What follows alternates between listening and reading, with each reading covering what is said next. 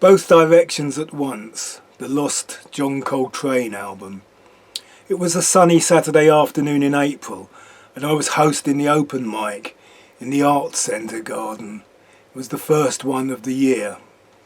Nigel asked if he could do some poems between acts and told me the background behind his John Coltrane piece. I was sold. I went and bought the CD.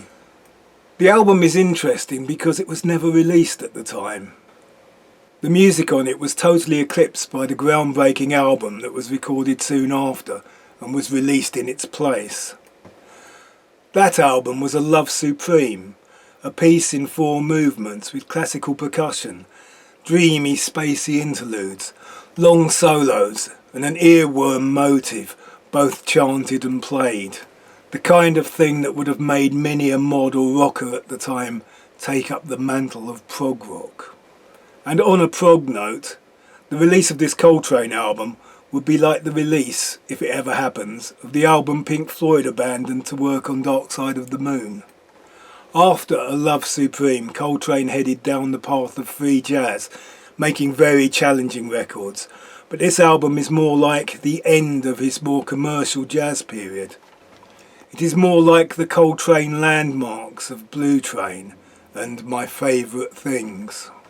You can hear him trying out different things on different versions of the same idea, and sometimes he uses well-known themes like Nature Boy.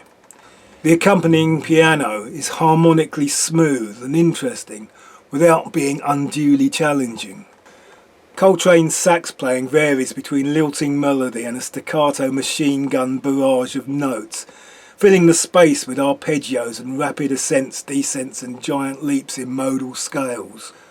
This album hits a sweet spot where his quest to extend the expressional capabilities of his instrument had only resulted in relatively short bouts of honking and squawking, which adds something to this, even if in his later years they just served to alienate him.